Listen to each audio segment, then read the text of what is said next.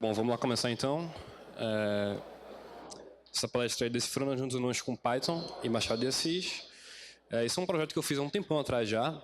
E é aquele projeto de brincadeira que você faz, né? Acho o resultado super legal e eu quis compartilhar aqui nessa Python Brasil. Então, meu nome é Hélio Meiralins. Vocês podem me encontrar aí nas redes sociais como @Meiralins, mas meu Twitter é Hélio Meiralins, enfim, se alguém quiser seguir aí.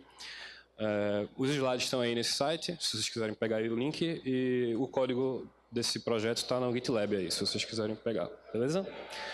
Bom, meu nome é Hélio, sou lá de Recife, eu sou engenheiro de software na Eólica, e sim, é uma empresa de energia eólica, muita gente pergunta, mas é. Né? A gente lá está trabalhando com Django, Pandas e um pouquinho de Vue também, né?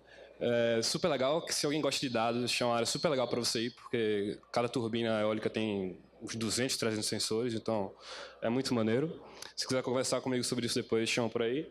Eu gosto muito de Python, eu coloquei também aí outras coisas que eu gosto, se vocês quiserem puxar algum assunto depois no corredor, beleza? A cerveja não precisa ser artesanal não, se for cerveja normal também tomo, beleza? Enfim. Eu me considero um ex-físico, assim, eu cursei física há 3 anos, já mudei para computação. Tem uma pergunta já aí? Aumenta um pouquinho o som aí.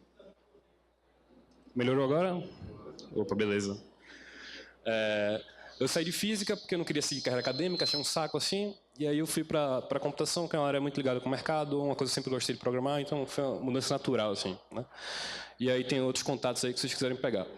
Eu coloquei ali que eu gosto de Python, eu acho que Python tem 3 coisas que são muito fodas assim da linguagem, né? Desculpa até a palavra, mas a primeira acho que é a comunidade. Se você não sabe o que eu estou falando, quando essa Python Brasil acabar, você vai descobrir, né? A outra é o ecossistema, tem muitas coisas maneiras, muitas bibliotecas legais que você pode trabalhar, né? E uma terceira delas é a facilidade dela de prototipação, que você pode fazer uma coisa rápida, né?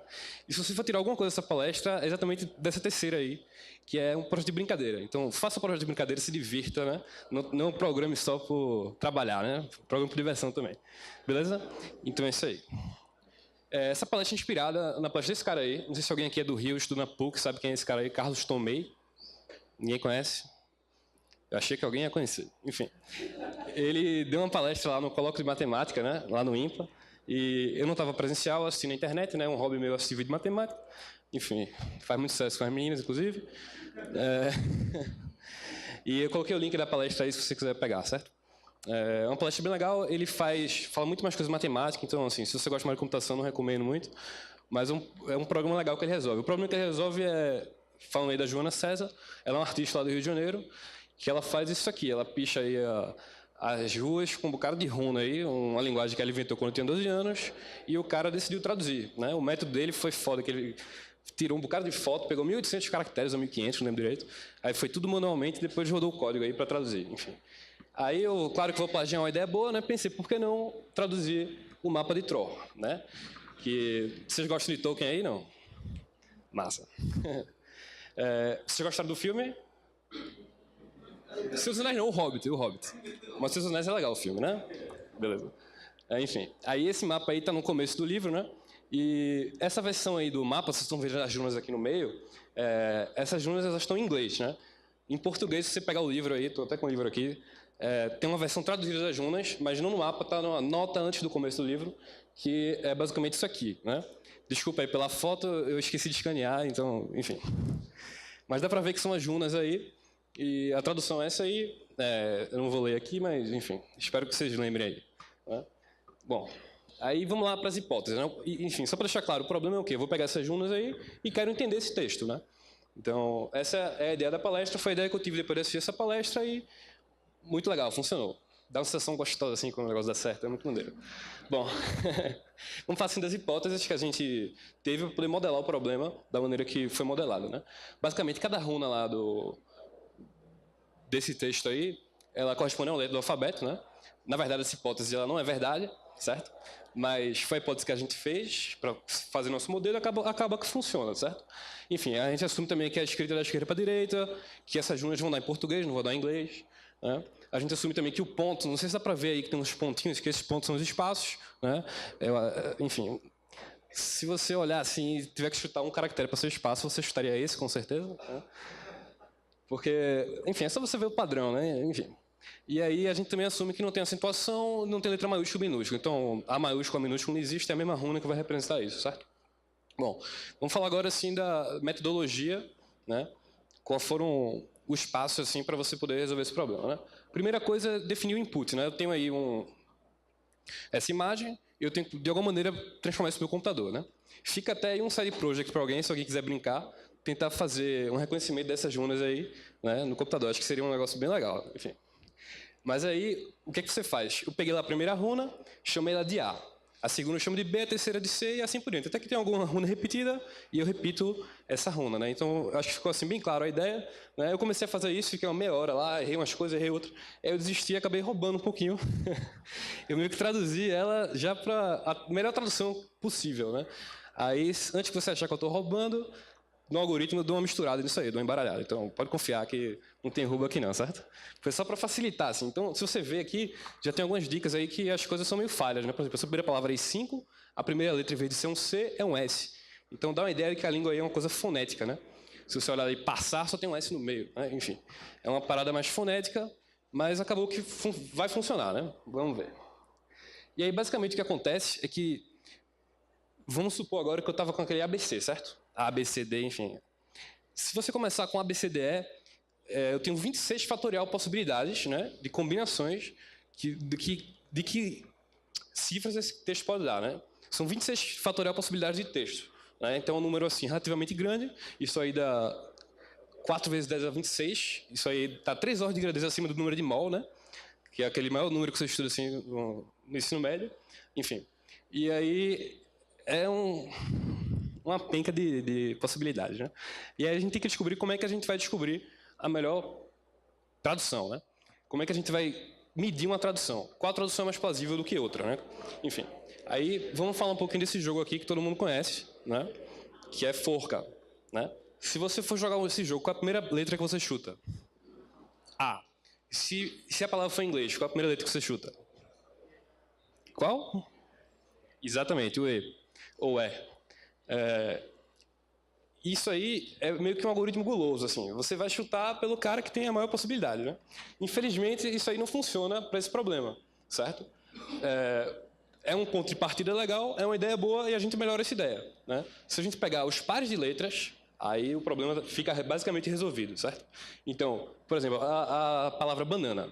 Se eu, em vez de pegar um B, um A, 3 A's e 2 N's, eu vou contar os pares, né? Então, tem um BA, 2 ANs e 2 NAs. Né? Se a gente pegar essa estatística aí, esse modelo consegue resolver o problema e foi daí que partiu, certo? Beleza. Como é que a gente faz para obter esses dígramos, né? A gente precisa de dados, fonte de dados em português, para tentar traduzir.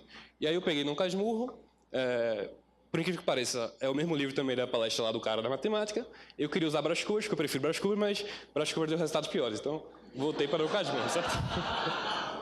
Enfim. Pelo menos nessa palestra, acho que Dom Casmurro é melhor do que Brás Cubas, mas enfim. Aí, basicamente, como é que a gente trata esses dados, né? Primeiro, eu desprezo a letra maiúscula, se chama esse LOA, né? Na verdade, esse é o único slide que tem Python, acho, aí no meio. Esse é o próximo. Enfim. Aí você decompõe os caracteres Unicode, porque não tem, por exemplo, C cedilha tem que virar um C, né? Se tiver um A com tio, você tem que tirar o tio e fica só o A. Aí, basicamente, Python deixa você fazer isso bem rapidinho com essa biblioteca Unicode Data, certo? E depois você remove tudo que não é letra com a biblioteca de expressões regulares e para armazenar os dígramos, tu faz de maneira bem bonita, usando o counter do collections, que é minha library preferida da biblioteca padrão. Alguém aí concorda? Massa, 2 caras só. Enfim. Tá, qual é a de vocês então, se não é essa? Pô.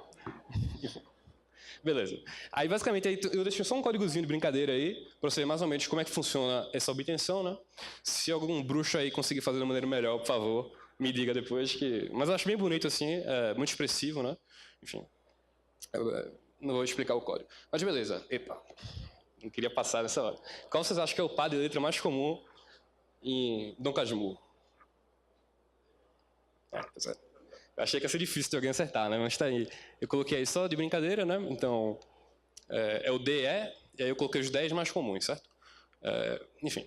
E aqui é a parte mais matemática da palestra, que é como é que a gente vai medir qual tradução é mais plausível que a outra, certo? E aí, para quem não sabe que símbolo aquele lá, esse é que a gente chama de produtório.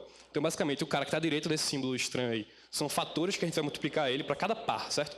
Cada par de letras. Então, eu vou pegar cada dígramo, vou fazer essa conta aí, e depois isso vai dar um número gigante, e aí, quanto maior esse cara for, mais provável essa tradução é boa, certo? Eu só vou explicar um pouquinho assim, para vocês entenderem essa lógica, né? Porque tem um exponencial e um negócio meio complicado, mas esse termo aqui da base, que é número Casmurro do par, é a quantidade de vezes que o par aparece lá no livro do Dom Casmurro, e o expoente é a quantidade de vezes que aparece no mapa, né? Na minha tradução, né? E aí, se, por exemplo, um expoente lá, o número do mapa, for muito grande e a base for pequena, você está meio que desperdiçando esse expoente, né? Você quer maximizar essa função aí, então a ideia é que um número muito grande que tenha no Casmurro também seja grande na minha tradução, né? Então, basicamente, aí, isso é uma conta, assim, intuitiva de você montar, certo? Mas aí, enfim, é complicado, mas de boa. Da mesma maneira, se você tiver um número muito alto no texto e tiver um expoente baixo, você vai ser penalizado e vai diminuir a possibilidade. Esse número aí, ele voa rapidinho, explode rapidinho, então, na hora de fazer a conta, a gente calcula o logaritmo disso para poder armazenar no float tranquilo. Enfim. Só para resumir agora o que a gente tem. A gente tem o texto cifrado, né, que é aquele texto lá que eu coloquei no começo, que eu dei uma roubadinha, né? Mas toda vez eu dou uma embaralhada nessas letras antes, né? Eu tenho uma contagem de frequência, que veio lá do Dom Casmurro, eu calculei, peguei os dígramos, e eu tenho uma correspondência de letras que é o ponto de partida assim, do meu texto. Então, é como se o texto começasse, eu vou começar de A vale A, B vale B, enfim. Aí eu coloquei aí uma correspondência diferente, só para ficar claro que eu vou traduzir o A que está no texto para outra letra, vou traduzir o B que está no texto para outra letra. Né? É o passo a passo do algoritmo, mais ou menos isso. E Python também ajuda para fazer isso com aquele make trans, que é um métodozinho que tem. Enfim. E aí eu tenho uma maneira de calcular a plausibilidade de cada correspondência dessa no meu texto cifrado, certo? E aí o que a gente precisa agora? Precisa de um método para ir de uma solução ruim para uma solução melhor, né? E esse método, a maneira mais simples é você trocar a correspondência de uma letra por outra. Então, por exemplo, se o A vai para Z e o B vai para Y, eu deixo os outros caras lá tudo certinho igual, e eu coloco que o A vai para... Eu acho que eu falei errado. Se o A vai para Z e o B vai para Y, eu vou colocar que o A vai para Y e o B vai para Z. Troco um pelo outro, né? E quando eu faço esse passo de troca, né, que é a troca mais simples possível, eu meio que modelo o meu problema como um grafo, né? Desculpa aí a matemática também, mas basicamente um ABC ele vai virar um BAC se eu trocar o B pelo A, né? E aí eu não vou prender muito aqui, mas a vizinhança aí do grafo é que define a possibilidade de você, onde você vai chegar com uma mudança apenas, né? Cada cara da esquerda aí, a vizinhança é o da direita e vice-versa, certo? Enfim. Aí, como eu disse, esse grafo é gigante, né? Tem 26 fatoriais de vértices, né? Cada um representando uma dessas correspondências, né? E cada vértice tem esse número de arestas, 26 vezes 25 sobre 2, que é a combinação de 26 2 a 2, certo? É um gráfico relativamente grande. Aqui eu coloquei uma foto de um gráfico que não tem nada a ver com esse problema, né? Não sei se alguém já viu esse grafo antes. O cara fez um grafo das dependências das bibliotecas do PIP, do PyPI, desculpa. Enfim, é um blog post bem legal, acho que estava no Hacker News há um ano atrás, não sei. E vocês podem se interessarem e olhar esse link, que é bem maneiro. Beleza. Aí, a gente sempre fez as coisas mais simples, vamos fazer o algoritmo mais simples possível também. Beleza. Tem muito tempo ainda. O algoritmo mais simples é você começa com a correspondência dessas aleatórias, certo? E aí eu vou calcular a plausibilidade dela, que é usando aquela fórmula lá, meio louca. Aí o que é que eu vou fazer agora? Eu vou pegar uma plausibilidade vizinha. Quando eu falo vizinha, eu vou trocar a correspondência de uma letra pela correspondência de outra letra. É o passo mais simples possível, calculo essa plausibilidade nova e vejo se o número é maior ou é menor do que o meu, né? Se o número for maior, eu troco e, no próximo passo, vou olhar a vizinhança desse novo cara. Se não, eu vou sortear outro cara dessa mesma vizinhança, até que isso aí vá convergindo, né? Se alguém já estudou qualquer coisa de otimização, esse algoritmo aí basicamente é o hill climb, né? Subida na encosta, descida da colina, sei lá como você quer chamar, certo? E aí eu estou parando depois de um número fixo de iterações, né? E isso aqui dá muito pano para manga, velho. Isso aqui você pode mudar várias coisas, que é uma das áreas que eu gosto muito de computação, certo? Que eu gosto de chamar assim, de otimização combinatorial, né? E isso aqui basicamente é uma heurística de otimização local que eu coloquei aqui, certo? Enfim, e você pode variar várias coisas nesses passos aí e você vai percorrer seu espaço de solução de maneira diferente. Então, eu não vou entrar em detalhes, mas é uma coisa bem legal. Por exemplo, em vez de iniciar com a correspondência aleatória, eu poderia usar um algoritmo guloso que vai, por exemplo, eu pego o maior par de letras do cara e digo que esse par é o da minha cifra, né? Eu vou construindo a minha correspondência a partir disso. com um algoritmo guloso. No caso 3, por exemplo, em vez de eu só pegar a possibilidade se ela for maior, eu posso aceitar com uma probabilidade pequena uma troca desde que essa troca seja aceitável, digamos assim. E aí, esse é o simulated annealing, se alguém já ouviu falar disso, certo? Você aceita uma troca pior para poder percorrer mais espaço de soluções. Mas na prática, só esse simples aí, o beabá, funciona muito bem nesse caso, certo? Beleza. Aí, isso aqui é um negócio muito maneiro. Se alguém se interessar assim para as heurísticas, por favor, venha falar comigo, certo?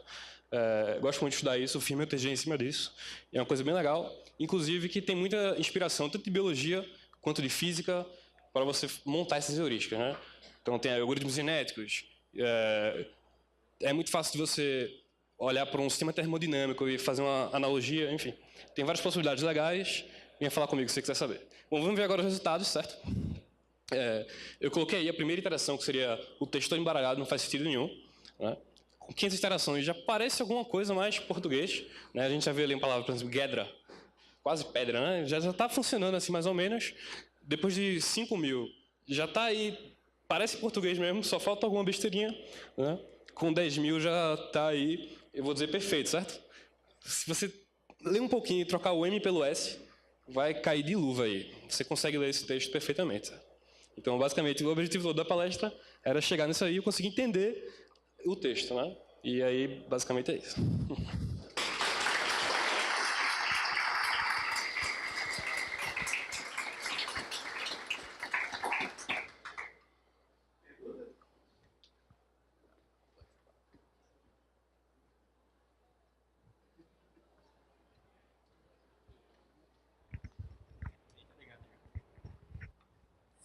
Belezinha. Você chegou a fazer mais que 10.000 iterações? Para ver se você conseguisse chegar no... Certo. Na verdade, não, porque eu percebi que ele estava chegando no mínimo local. Né?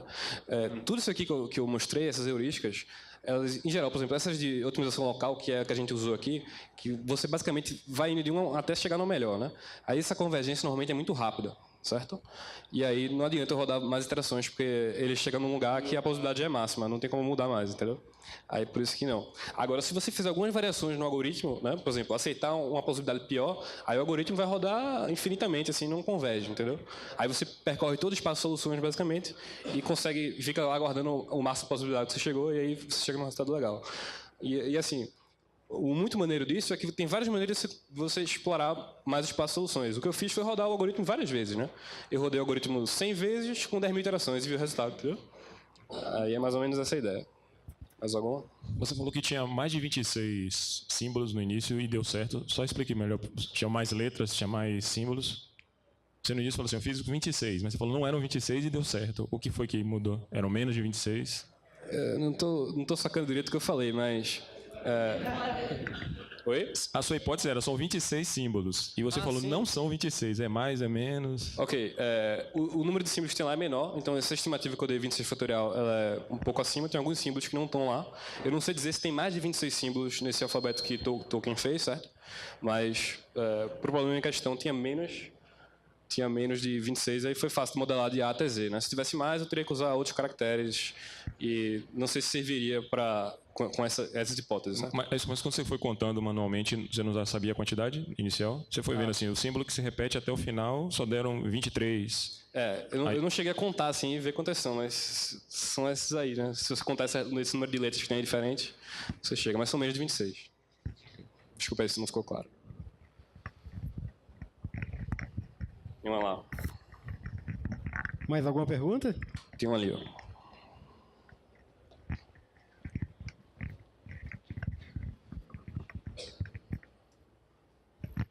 Vem cá, a língua que é usada para análise, ela tem influência no resultado? Você falou que usou como base o Dom Casmurro para fazer a análise. Se usasse o restante da obra de Tolkien, será que o resultado talvez poderia ser melhor? Você sabe se já foi feito? Essa é uma pergunta boa e que tem 2 pontos para falar sobre isso. Né? Um deles que eu falei no começo, que as runas são traduzidas para português. Né? Se você olhar lá no mapa, aqui, esse texto está diferente. Né? E aí, esse texto, se eu quisesse traduzir ele, eu teria que usar um livro em inglês para traduzir. Né? E, realmente, se eu usar outro livro, em português mesmo, né? Porque eu só posso usar português, né? Porque eu peguei essas runas aí. Se eu usasse outro livro, teria resultados um pouco diferentes, né? Tanto que Dom Casmurro deu resultado, Brás Cubas deu resultado pior que Dom Casmurro, certo? Agora, você até entrou num ponto legal aí, que é uma coisa que eu até esqueci de falar na palestra, que maneiro seria usar o próprio Hobbit para decifrar, o código, né? Acho que ficaria muito maneiro, mas se eu tivesse ideia hoje, quando estava preparando a palestra. Aí não deu tempo. Enfim, então é isso aí, pessoal. Muito obrigado. Se tiver mais alguma pergunta... Eu tenho. Eu vou passar para ela.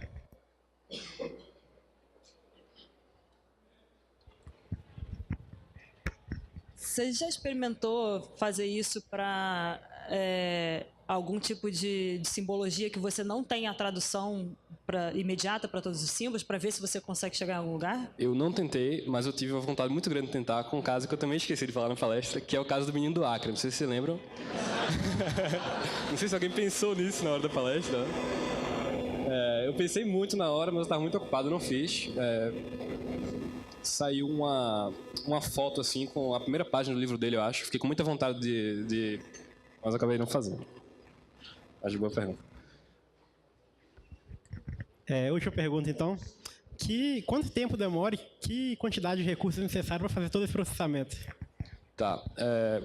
É bem rápido, assim. Python é uma linguagem que não é muito eficiente, né? Eu não usei nenhuma... Não usei PyPy. Desculpa. Obrigado. Não usei nem PyPy nem nada e rodou super rápido, assim. Eu acho que se eu rodar 100 iterações dessa de 10 mil, fazer 100 vezes essa iteração de 10 mil, acho que foi menos de 30 segundos, se eu não me engano. Certo? Então é bem barato de fazer. Beleza.